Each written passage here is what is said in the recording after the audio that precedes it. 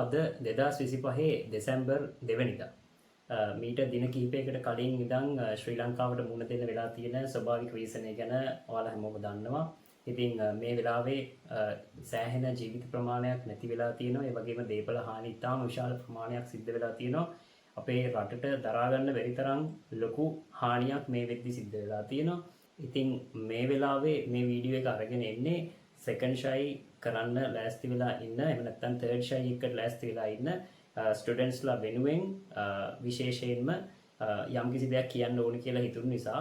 නමුත් මේ රටේ තියෙන වාතාවරණයේ තේරුම් අරගෙන ඔයාලා මේ වීඩියෝ එක බලන ඔයා A level කරපු කෙනෙක් නම් මේ පාර තරුණයෙක් විදියට තරුණියක් විදියට ඔයාගේ වගකීම තේරුම් අරගෙන මේ වගේ ව්‍යසන වෙලාවක අසරණ වෙච්ච කට්ටියට උදව් කරන්න ඔයාගේ ශ්‍රමය ඔයාගේ මුදල් පාවිච්චි කරන්න කියලා කොහොම කරුණාවෙන් ඉල්ලා සිටිනවා. මේ channel එකේ තියෙන content වලට අදාළ නොවුනත් මම කියන්න ඕනේ ඔයාගේ මේ වෙලාවේ ඔයාට ඔයාගේ අවුරුදු 13ක ජීවිතයට අධ්‍යාපනික ජීවිතයට උදව් කරපු බදු ගෙවපු ජනතාව තමයි මේ වෙලාවේ මේ අසරණ වෙලා ඉන්නේ. ඒ නිසා ඔයාලට පුළුවන් විදියකට යම්කිසි අඩුම ගානේ බත් පැකට් එකකින් වතුර බෝතලයකින් හරි මිනිසුන්ට සහායක් දෙන්න පුළුවන් නම් ඒක සෑහෙන වටිනවා. ඉතින් මමත් ඒ විදියට පහුගිය දවස්වල උදව් කරා ඒ අයට. ඔයාටත් පුළුවන් ඒ විදියට උදව් කරන්න. ඔයා මේ වෙනකන් ශ්‍රී ලංකාව පුරා තියෙන ඒ වගේ සහන මධ්‍යස්ථානයකට ගිහිල්ලා ඒ අයට උදව්වක් කරේ නැත්නම් චුට්ටක් හිතලා බලන්න. ඒ වගේ දේකුත් කරන්න. ඔයාට හැකි පමණින් ඔයාගේ ශක්ති ප්‍රමාණයෙන් කරන්න කියලා මේ වෙලාවේ මතක් කරනවා. ඒ වගේම ගම් වතුරට අහු වෙලා මේ නෝට්ස් එහෙම නැති වෙච්ච අපේ ආදරණීය ශිෂ්‍යයන්ට ශිෂ්‍යාවන්ට ඒ අයගේ අධ්‍යාපන කටයුතු දිගටම කරගෙන යන්න මේ දවස්වල කට්ටිය නෝට්ස් හොයනවා. මම පෞද්ගලිකව නෙමෙයි මම දන්න කට්ටියක් නෙමෙයි ඇත්තටම හැමතැනම මේ නෝට්ස් ෂෙයා වෙනවා. ඉතින් මේ නෝට්ස් ටිකට අදාළ ලින්ක්ස් මම මගේ ඩිස්ක්‍රිප්ෂන් එකේ පල්ලෙහා දාලා තියෙනවා. ඉතින් ඔයා ඒ වගේ කරදරයකට ලකුණු කෙනෙක් නම් එහෙම නැත්නම් ඔයාගේ යාළුවෙක් ඒ වගේ කරදරයකට පත් වෙලා තියෙනවා නම් මේ වෙලාවේ මේ රටේ තියෙන තත්ත්වයක් එක්ක ඒ අයට මේ ලින්ක්ස් ෂෙයා කරන්න. මේවා මේ මම හොයාගත්තේ ඒවා නෙමෙයි. ඇත්තටම හැමතැනම මේ වෙද්දි ෂෙයා වෙනවා WhatsApp groups වල හැමතැනම. ඉතින් මම මේකෙත් දාන්න හිතුවා තව දුරටත් ඒවයි විසිබිලිටි එක වැඩි කරන්න. ඒක නිසා මගේ ඩිස්ක්‍රිප්ෂන් එක බලන්න. එහෙනම් අපි යමු අද වීඩියෝ එකට. අද වීඩියෝ එකේ අපි කතා කරන්න ලෑස්ති වෙලා ඉන්නේ සෙකන්ඩ් ෂයි තර්ඩ් ෂයි ඔයා කරන්න ඕනේද? එහෙම කරන්න ඕනේ නම් ඒක හරියට කරන්නේ කොහොමද කියන එක පිළිබඳවයි. ඉතින් අපි එහෙනම් වීඩියෝ එකට යමු. හරි අපි මුලින්ම බලමු ඔයා සෙකන්ඩ් ෂයි ඕ තර්ඩ් ෂයි කරන්න ඕනේද කියලා. ආ 2025 A level විභාගෙ ලිව්වා නම් ලියලා මේ වෙද්දි maths bio ඉවර වෙලා තියෙන්නේ. අනිත් subjects වල ගායත් නම් තාම ඉවර නැහැ විභාගේ සෑහෙන ලොකු ප්‍රශ්නයක් වෙලා තියෙන්නේ. නමුත් මම mainly මේ කතා කරන්නේ chemistry subject එක ගැන මේ channel එකේ. ඒක නිසා chemistry කරපු අය කියලා කියන්නේ අනිවාර්යයෙන්ම එක්කෝ biology එහෙම නැත්නම් mathematics මේ physical science හරි biological science හරි streams වලින් කරපු අය ගැන තමයි මම කතා කරන්නේ. ඉතින් ඒ අය මේ වෙද්දි මේ වීඩියෝ එක බලනවා නම් ඔයා විභාග ඉවර කරලා තමයි ඉන්නේ. ගම් වතුර ප්‍රශ්නේ ඔයාට අවුලක් උනේ නැහැ. ඔයාගේ විභාගයට කලින් ඉවර වුණා ඔක්කොම ටික. ඉතින් මේ වෙද්දි ඔයා විභාග ඉවරයි. එතකොට මොකද දැන් කරන්නේ? ඔයා මේ වෙද්දි ඔයාගේ ලකුණුත් ඔක්කොම දැනගෙන සේරම කරගෙන ඉවරයි. ඔයාට මම රෙකමන්ඩ් කරනවා මෙන්න මෙතනින් වැටෙන මේ වීඩියෝ එක අනිවාර්යයෙන්ම ගිහිල්ලා බලන්න මගේ channel එකේ. මම ඊට කලින් දාපු වීඩියෝ එක. මේකේ මම ඔයාට එක්ස්ප්ලেইন කරන්නේ මේ වීඩියෝ එකේ ඔයාට මේ වෙද්දි ඔයා සෙකන්ඩ් ෂයි තර්ඩ් ෂයි කරනවද නැද්ද කියන එක නෙමෙයි. ඊට වඩා එහාට තියෙන ඔයාට තියෙන වැදගත්ම වැඩ 10ක් ගැන. එතකොට මේ වීඩියෝ එක අනිවාර්යෙන් ගිහිල්ලා බලන්න. මොකද ඒකෙන් කවුරුවත් කියන්නේ නැති දේවල් ගොඩක් මම හිතන කියනවා. ඒක නිසා ඒකත් බලන්න කියලා ආරාධනා කරනවා. ඔයා සෙකන්ඩ් ෂයි තර්ඩ් ෂයි කළත් නොකළත්. ඊළඟට අපි දැන් මුලින්ම කතා කරන්න බලාපොරොත්තු වෙන්නේ ඔයා සෙකන්ඩ් ෂයි තර්ඩ් ෂයි කරනවද නැද්ද කියන එක. එතකොට එහෙම කරන්න ඕනේද නැද්ද? පළවෙනිම දේ තමයි මේ විදිහට ඔයා ලකුණු දාන්නවා. එතකොට ඔයාට physics chemistry සහ bio හරි maths හරි මොකක් හරි ඒ subjects තුනටම ඔයාට නිකන් සාමාන්‍යයෙන් A3ක් sure නම් ඒ කියන්නේ MCQ 40කට වඩා වැඩි සාමාන්‍යයෙන් 42ක් 43ක් හරි නැත්නම් 45ට වැඩි නම් sure කොහොම හරි ඔයාට MCQ 40ක ඊට වඩා තියෙනවා නම් chemistry සහ physics වල සහ bio වල ඔය maths නම් ඔයාට first paper second paper බෙදෙන හැටි ඔයා දන්නවනේ. එතකොට කොහොම හරි ඔය කැරකිලා අන්තිමට A3ක් එයි කියලාට හිතනවා. ඔයා සෙකන්ඩ් ෂයි එකක් ගැන හිතන්නේ නැහැ. හිතන්න එපා. එතකොට ඔයාගේ A3 කියන එක මතක තියාගන්න. මේ මම මේ කියන්නේ ෂුවර් ලකුණු. නැතුව මේ අර වැට උඩ නෙමෙයි A දෙකයි B එකක්ද එහෙම නැත්නම් A එකයි B දෙකක්ද ඒ වගේ වැනෙන ලකුණු නෙමෙයි ඔයාට හොඳටම ෂුවර් නම් ඒ තුනක් වටේනවා කියලා ඔයා සෙකන්ඩ් ෂයි එකක් ගැන හිතන්න එපා. ඔයා අර මං කියපු වීඩියෝ එකේ තියෙන වැඩ ටිකත් කරලා ඒ වැඩ ටිකත් කරන ගමන් රෙඩි වෙලා ඉන්න ඔයාගේ යුනිවර්සිටි එන්ට්‍රන්ස් එකට අනිවාර්යෙන්ම මෙඩිසින් හරි ඉංජිනේරින් හරි එහෙම නැත්නම් ඔයා තෝරගන්න වෙන මොකක්ම හරි ඩිග්‍රී එකකට හරි ඔයාට ඇතුළත් වෙන්න පුළුවන්. එතකොට ඔයාට තියෙන ඉවසීමෙන් බලාගෙන ඉන්න. පුළුවන් තරම් මේ කාලේ එන්ජොයි කරන්න. ඒක තමයි ඒ තුනක් ගන්න කට්ටියට කියන්න තියෙන්නේ.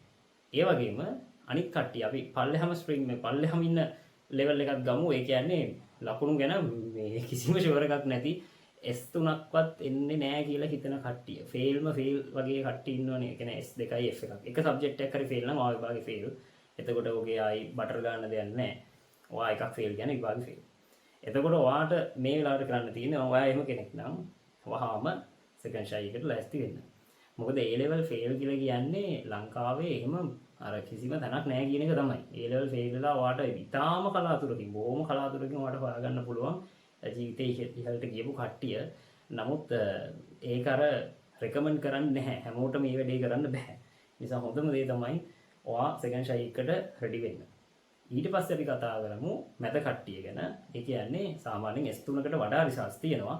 හැබැයි මෙඩිසින් හරි ඉංජිනේරින් හරි ඔයාට යන්න ඕන ඩිග්‍රීට හරි යන්න බැරි කට්ටිය.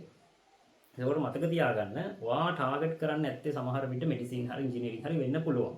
විභාගේ ලියන්න කලින්. ඒ කියන්නේ ඔයා O level ලියලා ඉවර වුණාට පස්සේ ඔයා මැත්ස් හරි බයෝ හරි කරන්න එද්දිම ඔයාගේ ඔළුවේ තියෙනවනේ මම යන්නේ මම ඉංජිනේර් කෙනෙක් වෙනවා. නැත්නම් මම ડોක්ටර් කෙනෙක් වෙනවා. ඔය වගේ එකක් තියෙනවනේ ඔළුවේ. ඒ ෆීලින් එකෙන් නම් ඔයා තාමත් ඉන්නේ සහ ඔයාට ඒක නැත්තම් ඒ රිසල්ට් එක නැත්තම් එතෙන්ට යන්න ඕන කරන රිසල්ට් එක අනිවාර්යෙන් ඒ තුනක් හෝ ඒ දෙකයි B එකක් සෑහෙන උඩ වෙන්න ඕනේ. ඒකට අන්න ඒ වගේ රිසල්ට් එකක් ඔයාට නැහැ කියලා හිතනවා නම් ඔයා වහාම කරන්න ඕන දේ තමයි සෙකන්ඩ් ෂයි එකට රෙඩි වෙන එක. හරි. එතකොට දැන් මෙතෙන්දී දැන් දෙයක් තියෙනවා. දැන් ඔයා මෙඩිසින් එකෙන් යන්න ඕනේද? ඉංජිනේරින්ග් එකෙන් යන්න ඕනේද කියන එක ආයිමත් රීකන්සිඩර් කරන්න මේක හොඳ වෙලාවක්. එතකොට දැන් අපි හිතමු ඔයාට ඕනේ අපි හිතමු ඔයා බයෝ කරේ. එතකොට ඔයාට බයොලොජිකල් සයන්සස් යන්න පුළුවන්. ඒ වගේම ඔයාට ඕන නම් මොලිකියුලර් බයොලොජි පැත්තට යන්න පුළුවන්. ඊළඟට තව ගොඩාක් ඩිග්‍රී ප්‍රෝග්‍රෑම්ස් තියෙනවා මේ මෙඩිසින් ඇරෙන්න. ඊළඟට දැන් ඔයා ඉංජිනේරින් එක නැත්නම් මැත්ස් නම් කරේ ඔයාට ඉංජිනේරින් ඇරෙන්න තව සෑහෙන ඩිග්‍රී ප්‍රෝග්‍රෑම්ස් පල්ලෙහා ඉසෙට් අගයන් වලට ඔයාට යන්න පුළුවන්. එතකොට මෙන්න මේ සම්බන්ධව සැලකිල්ලක් ඔයාට දක්වන්න පුළුවන්. ඒ ගැන මම මේ වීඩියෝ එකේ කතා කරන්නේ නැහැ. මම ඒකට ඊළඟ වීඩියෝ එකකින් වෙනම දීර්ඝව කතා කරනවා. මෙඩිසින් නැතුව හෝ ඉංජිනේරින් නැතුව අනිත් ඩිග්‍රී ප්‍රෝග්‍රෑම්ස් වලින් ඔයාට යන්න පුළුවන් තැන. දැන් මේ කතා කරන මම ආචාර්ය උපාධියක් අරගෙන මම මේ ඔයගොල්ලන්ට කතා කරන්නේ අවුරුදු 10කට වැඩි A level ළමයි එක්ක ටියුෂන් කරලා ගත්ත අත්දැකීම් සහ යුනිවර්සිටි එකේ අවුරුදු 5කට වැඩිය PhD එකේ සහ තවත් අවුරුදු 4ක් විතර undergraduate experience එක්ක මේ ඔක්කොම අවුරුදු 9ක විතර 10ක විතර යුනිවර්සිටි අත්දැකීමුත් එක්ක තමයි මම කතා කරන්නේ. එතකොට මම කියන්නේ මම කරේ බයෝ A level වලට. එතකොට මම කරේ biological sciences තමයි කැම්පස් එකේ. ඔයාලට තේරෙනවද? ඔයාලට යන්න පුළුවන් පැති තව ගොඩාක් තියෙනවා. ඒතකොට අපි ඒ ගැන කතා කරමු වෙනම වීඩියෝ එකකින්. නමුත් ඔයාලට තාමත් ඕනේ නම් ස්ටිල් ඔයාලට ඕන නම් ડોක්ටර් කෙනෙක්ම වෙන්න. නැත්නම් අර පැත්තේ නම් මැත්ස් නම් ඔයාලට ඕන නම් එන්ජිනියර් කෙනෙක්ම වෙන්න. එහෙනම් ඔයාලට සෙකන්ඩ් ෂයි ගන්න වෙනවා. තව ක්‍රම තියෙනවා. ඔබ්වියස්ලි තව ක්‍රම තියෙනවා. ඔයාලට සල්ලි තියෙනවා නම් ඔයාලට පුළුවන් ප්‍රයිවට් කරන්න මේ දේවල්. එතකොට ඔයාලට ඒකට අවශ්‍ය වෙන ඉසෙට් අගයක් අනම්මනම් වැඩක් නැහැ. ඔයාලට ඒකට ඕන වෙන්නේ මිනිමම් රිසල්ට් එකක්. ඒතකොට ඒ රිසල්ට් එක ඔයාලට තියෙනවා නම් ඔයාට ඕන නම් ප්‍රයිවට් ගිහිල්ලා ඒ ටික ඒ විදිහට කරගන්න පුළුවන්. ඒතකොට ඒක වෙනම මාතෘකාවක්. අපි මේ පැත්තට නොයයිමු. අපි හිතමු ඔයාලට සල්ලි නැහැ. ඔයාගේ දෙමව්පියන්ට තව දුරටත් ඔයා වෙනුවෙන් එහෙම කරන්න සල්ලි නැහැ කියලා හිතමුකෝ. ගොඩක් ඉන්නේ එහෙමයිනේ බහුතරය. ඒතකොට බහුතරයට අපි කතා කරොත් මේ අය හැමෝම එක්ක ඔයා ෆේල් හොඳටම ඒ කියන්නේ එක සබ්ජෙක්ට් එකක් එහෙම පිටින්ම ෆේල්. එහෙම නැත්නම් ඔයා ඉන්නේ අර මැද. ඔයාට ආයිමත් කොහොම හරි කරලා ඉංජිනේරින් හරි මෙඩිසින් හරි යන්නම ඕනේ කියන ලෙවල් එකේ නම් ඔයා ඉන්නේ. ඔයා මේ වෙලාවේ හරියට සෙකන්ඩ් ෂයි එක ප්ලෑන් කරන්න වෙනවා. අන්න එතනදී සෙකන්ඩ් ෂයි එක කොහොමද කරන්නේ කියලා තමයි මේ දැන් අපි කතා කරන්න යන්නේ. හරි. සෙකන්ඩ් ෂයි එකේදී පළවෙනිම දේ තමයි කලින් ෂයි එක දිහා බලන්න. ඔයාට කොතනද වැරදුනේ? ඔයාට මොනවද මිස් උනේ? ඔයා මේ වෙද්දී A level ලියලා ඉවරයි. එතකොට ඔයා දන්නවා ඔයාට මෙන්න මේ කොටස. අපි හිතමු මම කතා කරන්නේ කෙමිස්ට්‍රි ගැන. මට අනිත් සබ්ජෙක්ට්ස් දෙක ගැන කතා කරන්න තරම් එහෙම ලොකු අත්දැකීමක් නැහැ. ඒක නිසා මම කෙමිස්ට්‍රි ගැන කියන්නම්. අපි හිතමු ඔයා කෙමිස්ට්‍රි පේපරේ ලියද්දී ඔයා හිර වුණා ඕගනික් වල. ඒ කියන්නේ ඔයා ඕගනික් එක්ක ඔයාගේ ප්‍රැක්ටිස් එක මදි, එහෙම නැත්නම් ඔයාගේ තියරි මදි. ඔයාගේ ප්‍රැක්ටිස් එක මදි නම් ඔයාට ඒක හදාගන්න පුළුවන් මේ කාලය ඇතුළත බොහොම පහසුවෙන්. ඒක අපි ඉස්සරහට කතා කරමු. නමුත් අපි හිතමු ඔයාට ප්‍රැක්ටිස් එක නෙමෙයි. ඔයා ෆුල් බ්ලැක් අවුට් වෙනවා. ඔයාට කිසිම දෙයක් තේරෙන්නේ නැහැ. ඔයාට මේ පේපරේ බැලුවහම මොනවද මේ තියෙන්නේ කියලා තේරෙන්නේ නැත්තම්. එතන තියෙන තියරි ප්‍රශ්නයක්. ඔයා තියරි ඉගෙනගෙන නැහැ. ඔයාට තියරි මතක නැහැ. හරිද? එතකොට එහෙනම් ඔයා මොකද කරන්න ඕනේ? ඔයා තියරි ඉගෙන ගන්න ඕනේ. ඕගනික් තියරි ඉගෙන ගන්න වෙනවා. මේ එක්සැම්පල් එකක් විතරයි. අපි හිතමු ඔයාට ෆිසිකල් බෑ කියලා. ෆිසිකල් බැරි නම් මොන කොටසද බැරි? සමතුලිතතාවයේද නැත්නම් වායු නියමද නැත්නම් එන්තල්පි ශක්ති විද්‍යාවද මොකක්ද ඔයාලට බැරි කියන එක මම මුලින්ම අඳුර ගන්න ඕනේ. ඒක කොහොමද අඳුරගන්නේ? එතකොට මතක් කරලා බලන්න ඔයා විභාගයේ මේ පේපර් එකේ හිර වෙච්ච තැන් ආයි පොඩ්ඩක් ගිහිල්ලා මතක් කරලා බලන්න. සමහර විට ඔයාලට මේ වෙද්දි කිසිම දෙයක් ෆුල්ම ඒ අත්දැකීම් මෙලෝදියක් මතක නැති වෙන්න පුළුවන්. ඒ මොකද අපිට ඔක්කොටම ඒ ලෙවල් ලියලා ඉවරනට පස්සේ එළියට එද්දි කිසි දෙයක් මතක නැහැනේ. ලියපු විදිය. නමුත් එහෙනම් ඔයාලට කරන්න තියෙන හොඳම දේ තමයි ඔයාගේ MCQ පේපරේ අරගෙන ඔයා දැන් මාකින් ස්කීම්ස් දකින්න නැති මමත් දැම්ම මාකින් ස්කීම් එකක්. ඔයාට ඒක මිස් වුණා නම් මෙතන බලන්න MCQ මාකින් ස්කීම් එක. සහ ඉතින් එතකොට ඔයාට තේරෙනවා මේ ඔයාගේ වැරදි වෙලා තියෙන්නේ. දැන් ඔයාගේ MCQs වල මොනවද වැරදුනේ? ඒ වැරදිච්ච ටික බලන්න. ඒකෙන් ඔයාලට ගන්න පුළුවන් ඔයාට අර ටික මතක නැත්තම් ඒ වෙලාවේ මොකද උනේ කියලා මතක නැත්තම් වැරදි MCQs ටික බලන්න. ඒ බැලුවම ඔයාට අයිඩියා එකක් එයි. මෙන්න මේ කොටස මට තේරෙන්නේ නැහැ. මේ කතා කරන්නේ අර S2යි F එකක් වගේ එහෙම අර හොඳටම මේ විභාගයේ හොඳටම එපා වෙලාම විනාශ වෙලාම ගියපු අය ගැන නෙමෙයි මැද ලකුණු කට්ටිය ගැන. ඔබ්වියස්ලි අරගොල්ලන්ට ඉතින් ඒ කියන්නේ ඔයාට තියෙන එකක් ෆේල් වගේ නම් ඔයාට අනිවාර්යයෙන්ම සබ්ජෙක්ට්ස් තුනේම ෆුල් රිවිෂන් එකක් ගහන්න වෙනවා. ඒකට ඔයාට හොඳම දේ තමයි රිවිෂන් ක්ලාස් එකකට යන්න. A to Z කවර් කරගන්න. මතක තියාගන්න ඔයා S2යි F එකක් හරි එහෙම නැත්නම් S1යි F දෙකක් හරි ඒ වගේ වෙලා හොඳටම නැට්ටටම අවුල් ගියපු කෙනෙක් වුණත් ඔයාව ගොඩ දාන්න පුළුවන් මිනිස්සු ඉන්නවා. මම කියන්නේ මම එහෙම කෙනෙක් කියලා මාව ප්‍රොමෝට් කරනව නෙවෙයි. වෙන කවුරු හරි කෙනෙක් ළඟට ගිහිල්ලා හරි ගුරුවරයෙක් ළඟට ගිහිල්ලා හොඳට හොයලා බලලා හරි ගුරුවරයෙක් ළඟට ගිහිල්ලා කරොත් ඒ S අකුරු F අකුරු කියන ඒවා සාමාන්‍යයෙන් A B කරගත්ත අය ඉන්නවා සෙකන්ඩ් ෂයි එකේ. එහෙම අයගේ ඉන්ටර්විව්ස් පව තියෙනවා. ඔයාට ඕන YouTube එකේ බලන්න පුළුවන්. එතකොට එහෙම බලලා හොයාගන්න එහෙම හොඳ ගුරුවරයෙක් හොයාගෙන ඒ කෙනා ළඟට ගිහිල්ලා හරියට ප්ලෑන් කරලා ගහන්න ගේම් එක ඔයාට සෙකන්ඩ් ෂයි ගොඩ දාගන්න පුළුවන්. ඔයාට මෙඩිසින් යන්න ඕන මෙඩිසින්වත් යන්න පුළුවන් සෙකන්ඩ් ෂයි එකේ. එතකොට ඒ කට්ටිය ගැන නෙමෙයි මම කියන්නේ මැද කට්ටිය. අපි හිතමු B2යි C එකක්. එහෙම නැත්නම් B1යි C දෙකක්. B1යි C1යි S1යි. ඔය වගේ රිසල්ට් එකක් නම් ඔයාලට තියෙන්නේ. ඔයාලට අනිවාර්යයෙන්ම තියෙනවා මේ හැම සබ්ජෙක්ට් එකේම මොනවා හරි වීක් පාර්ට් එකක්. ඒ වීක් පාර්ට් එක විතරක් ફોකස් කරලා මාස දෙකක් වැඩ කරන්න.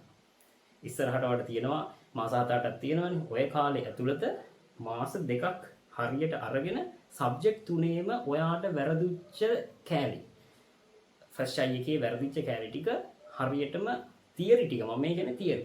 ඔයාගේ ප්‍රැක්ටිස් එක නෙමෙයි තියරි ටික හරියට කොට දාගන්න බලන්න. මාස දෙකක් හොඳටම ඇති ඔය වැඩේට සබ්ජෙක්ට්ස් තුනේම. ඊළඟට ඔයා කරන්න ඕන දේ තමයි මේ ගොඩ දාගත්ත ටික අරගෙන දැන් ඔයාට ෆුල් එතකොට තියරි ෆුල් කම්ප්ලීට්. ඔයාට A to Z තියරි මතකයිනේ. දැන් තියරි දන්නවා ඔයා.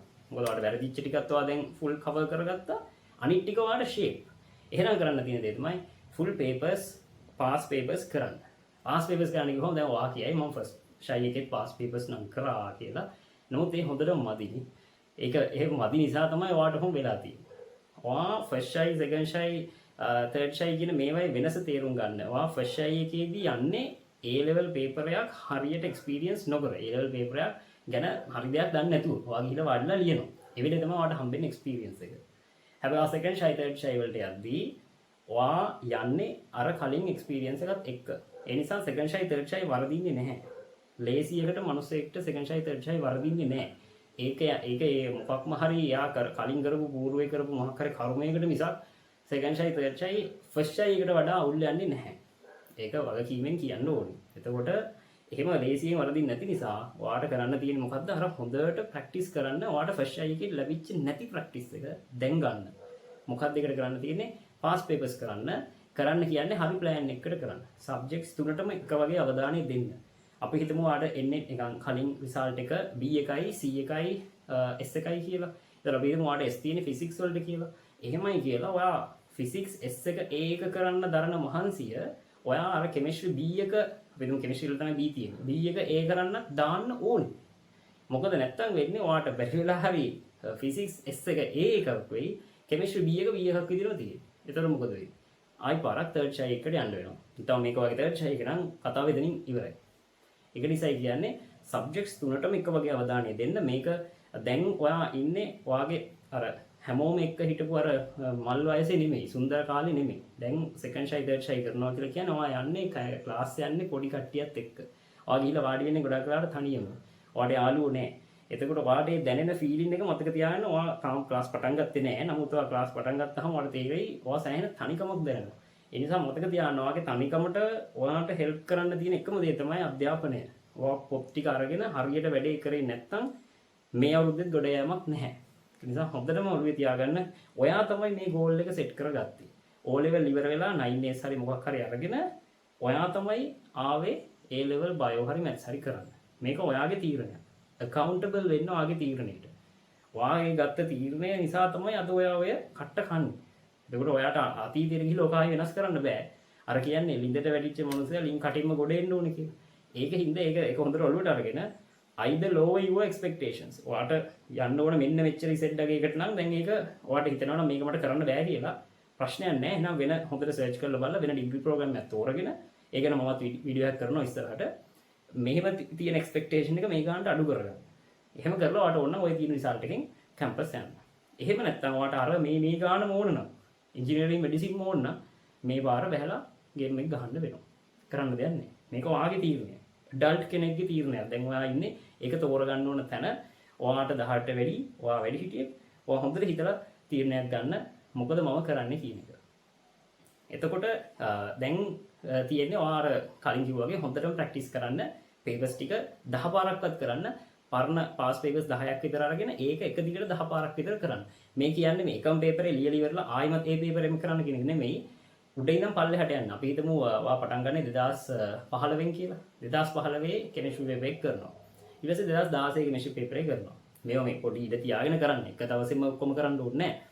2015 කරනවා ඊට පස්සේ 2016 කරනවා ඊට පස්සේ 2017 ඔහොම ඇවිල්ලා 2025 පේපර් එක මේ අවුරුද්දේ පේපර් එකත් ඒ වෙද්දි අවුට් වෙලා තියෙනවනේ ෆුල් පේපර් එකම මම කියන්නේ ස්ට්‍රක්චර්ඩ් එකයි ඔක්කොම ඒක එනකන් කියලා පරක්කු කරන්නත් එපා. ඔයා ළඟ තියෙනවනේ MCQ and essays තියෙනවනේ. ඒතකොට ඒ දෙක විතරක් හරි කරන්න මේ අවුරුද්ද එකත්. ඔහොම කරලා දැන් අවුරුදු 10ක පාස් පේපර්ස් එතකොට තියෙනවා. ආයිමත් මුලට ගිහිල්ලා ආයි මුලින් ඉඳන් එන්න. 2015ට ගිහිල්ලා ආයි එන්න. ඔය විදිහට ඔයා රවුන්ඩ්ස් 10ක් විතර කරන්න ඔයාට ටයිම් ඇති. මම කියන්නේ ටයිම් හොඳටම ඇති. බැහැලා කරොත් මේ වැඩේ. ඒක නිසා මේක එක සබ්ජෙක්ට් නෙවෙයි සබ්ජෙක්ට් තුනටම කරන්න ඕනේ. ඒ අතරේ ඔයාට කොහේ හරි මිස් වෙනවා නම් මෙන්න මේ තියරි කෑල්ල මට තේරෙන්නේ නැහැ. කොච්චර කරත් තේරෙන්නේ නැහැ කියලා හිතනවා නම් ඔයාට උදව් ඕනේ වෙනවා. එතකොට ඔයා පොඩ්ඩක් එළියට ගිහිල්ලා බලන්න YouTube එකේ සර්ච් කරන්න මේක සම්බන්ධයෙන් මොනවද තියෙන වීඩියෝස් කියලා. එතකොට මගේ channel එකේ තියෙනවා ඒ වගේ වීඩියෝස් ඔයාට පල්ලෙහාට ගියොත් හොයාගන්න පුළුවන්. එක සබ්ජෙක්ට්ස් ගැන මම වීඩියෝස් හදලා දාලා තියෙනවා. ඒවා දැම්මේ මේ වැටෙන කමෙන්ට්ස් අනුවමයි. ඒ කියන්නේ මේ කමෙන්ට්ස් වල කට්ටිය කියනවා මට මෙන්න මේ කෑල්ල තේරෙන්නේ නැහැ. ඔයා ගිහිල්ලා බලුවොත් ඔයාට බලා ගන්න පුළුවන්. ඒ අයට එක ළමයා කියපු දෙයට පවා මම වීඩියෝ එකක් හදලා දාලා තියෙනවා. ඒක නිසා ගිහිල්ලා බලන්න ඔයාට තේරෙයි ඒකෙන් ඔයාට දැන් දෙයක් ගන්න පුළුවන් කියලා. එහෙමත් තේරෙන්නේ නැත්තම් හොඳම දේ තමයි යන්න ක්ලාස් කරන කට්ටිය ළඟට ගිහිල්ලා ටියුෂන් සර්ලා මිස්ලා ඉන්නවා. ඒගොල්ලෝ ළඟට ගිහිල්ලා ඉගෙන ගන්න අදාළ දවසට ගිහිල්ලා ඒ කෑල්ල ඒ කොටස කරන දවසට ගිහිල්ලා ඒක වාඩි වෙලා ඉඳලා ඒක ඉගෙන ගන්න. මේවා කරලා රීඑන්ෆෝස් කරගෙන ඔයාගේ නොලෙජ් එක හොඳටම ප්‍රැක්ටිස් කරලා රෙඩි වෙන්න විභාගෙට. ඊළඟ දේ තමයි ඔයා නැවත ඔයාගේ මේ නොලෙජ් එක ඔයා දැන් දන්න දේ ඔයාගේ ප්‍රැක්ටිස් එක ඔයාගේ ඔළුවේ අප්ඩේට් කරගන්න ඕනේ. ඒ කියන්නේ මේක මේ අර බුදුහාඳුරත් කියලා තියෙන සතත අභ්‍යාසය කියලා. ඒ කියන්නේ නැවත කරන්න ඕනේ. හැමතිස්සෙම කරන්න ඕනේ. එතකොට තමයි ඔබ ඔළුවට යන්නේ. ඔයාට ෆ්‍රෙෂ් අයි එකේ 3As ගන්න බැරි වුණා කියලා කියන්නේ සාමාන්‍යයෙන් මේ මම කතා කරන්නේ මේ අවුරුද්දේ කෙමිස්ට්‍රි පේපර් එක නම් ඇත්තටම ඒකක් ගන්නම හදපු පේපර් එකක්. මම ඒක ගැන ඩිස්කස් කරලා තියෙනවා. මෙන්න මේ වීඩියෝ එකේ ගිහිල්ලා බලන්න මේ අවුරුද්දේ පේපර් එක ගැන ෆුල් ඕවර්විව් එකක් මම මෙතන කරලා තියෙනවා. ඒතර ඔයාලට බලන්න පුළුවන් ඔයාලට මොනවද කියන්නේ මගේ කමෙන්ට්ස් එක ඔයාලට බලන්න පුළුවන් මේ ප්‍රශ්නේ ලේසිද අමාරුද ඇයි මට වැරදුනේ මේ වගේ දේවල් ඔයාලට දැනගන්න පුළුවන්. ලාවට පොඩි අයිඩියා එකක් ගන්න පුළුවන්. ඒ වීඩියෝ එක ගිහිල්ලා බලන්න. එතකොට මතක තියාගන්න මේ මෙතනින් කියන්නේ ඔයා කොච්චර ප්‍රැක්ටිස් කරත් වැඩක් නැහැ. සමහර කෑලි තියෙනවා. දැන් ස්පෙෂලි බයෝ කරන ළමයින්ට මම කියන්නේ බයෝ වල තියෙන කොටස් සහ අපේ සබ්ජෙක්ට් එකේ කෙමිස්ට්‍රි වල ඉනෝගනික් සහ කර්මාන්ත වල සමහර කොටස් තියෙනවා. ඔයා කොච්චර පාඩම් කරත් ඔයාලට මතක හිටින්නේ නැහැ. එතකොට මොකද කරන්න ඕනේ? ඔයා ඕක මොකක් හරි පොඩි ෂෝට් නෝට් එකක් හරි පොඩි මොකක් හරි කොලයක ලියාගෙන ෂෝට් නෝට් කියලා එහෙම හිතලා හදන්න ඕනේ නැහැ. පොඩි මොකක් හරි පොතක හරි කොලයක හරි ලියාගෙන ඕක ඔයාගේ ළඟම තියාගෙන සැරින් සැරේට ඕක දිහා බලන්න. සාමාන්‍යයෙන් දවසට 5 පාරක් විතර ඕක දිහා නිකන් යන්නේන ගමන් වැඩක් කරන ගමන් ඕක නිකන් පොඩ්ඩක් බලලා කියවන්න. බොහොම පොඩියට හදාගන්න. එතකොට ඕක කොහොම බල බල ඉන්නකොට ඔයාලට සාමාන්‍යයෙන් ඕක සතියක් දෙකක් කරද්දී ඕක නිකන් මතකේ රැඳෙනවා. තව පුළුවන් ඔයාලට ඕනනම් පාට එහෙම යූස් කරන්න.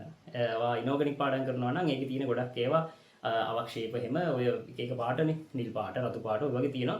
ඒවට වඩා පුළුවන් පාට පැන්සලක් හරි ප්ලැටිනම් එකක් හරි අරගෙන ඒක පොඩ්ඩක් පාට කරගන්න. මේ හැදෙන සංයෝගය අපි හිතමු එතකොට කොපර් NH3 4යි අර මෙහෙම මේක දාලා ඔයාලට පුළුවන් ඒක නිල් පාටින් බෑග්ග්‍රවුන්ඩ් එක පාට කරගන්න.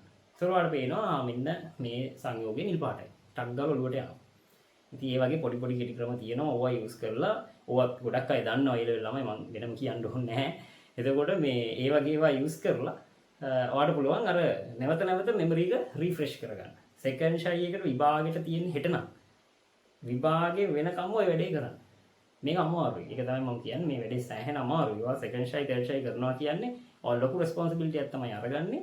තවත් මාස ගාණක් දෙමව්පියන්ගේ සල්ලි වලින් නැත්නම් ඔයා හම්බ කරනවා නම් really great නියමයි සුපිරි. නමුත් අපි හිතමු ඔයා හම්බ කරන්නේ නැහැ කියලා. එහෙනම් ගෙදරින් කකා තමයි ඔයා තව මාස 7කට කෝක අදින්නේ. එතකොට ඒ කියන්නේ ඔයා ලොකු රෙස්පොන්සිබිලිටි එකක් තමයි ගන්න. කිසිම වැඩක් නොකර ගෙදරට වෙලා පින්බත් ගිල ඔය මාස ගාන අදින්න. එතකොට ඒකෙන් අනිවාර්යයෙන්ම රෙස්පොන්සිබිලිටි ගන්න ඔයා මේ වැඩේ අනිවාර්යයෙන්ම කරනවා කියලා. මොකද නැත්තම් ඒක හරි අපරාධයක්. ඔයාගේ දෙමව්පියෝ මේ වෙද්දිත් ඔයා වෙනුවෙන් ඕනම يعني මාරම කට්ටක් කාලා තියෙන්නේ. ඒක ඔයා පිළිගන්න ඕනේ. so තවත් මාස 7කට ඔක එක්ස්ටෙන්ඩ් කරනවා කියන එක ලොකු රෙස්පොන්සිබිලිටි එකක්. ඒක ඔයා අරගෙන තමයි මේ වැඩේට බහින්න ඕනේ. ඒක නිසා මේ ප්‍රතිඵලයක් ගන්න මිසක් නිකන් අර මැදට ගිහිල්ලා අතෑරලා දාන්න එහෙම කරන්න එපා. පව් අපරාධේ. ඒ කියන්නේ ඔයාගෙන නෙමෙයි අඩුම ගානේ අම්මා තාත්තා ගැන හිතන්න. හරි එහෙනම් අපි ගහමු පොඩි සමරි එකක්. පළවෙනිම දේ තමයි ඔයාගේ වැරදි ටික අඳුර ගන්න ඕනේ. මොනවද ඔයාට ගිය පාර අප්සෙට් කියපු තැන්. හැම පේපර් එකේම හැම සබ්ජෙක්ට් එකේම ඒක හොයාගන්න මොනවද ඔයාට අමාරු වුණේ කලින් අතීත කාලයෙන් හිතන්න. මෙන්න මේ ටික මට අමාරු වුණා. ඒ ටික ලිස්ට් ඩවුන් කරගන්න. දෙවෙනි දේ තමයි ඔයා යන්න ඕනේ ඒ වැරදි ටික හදාගන්න.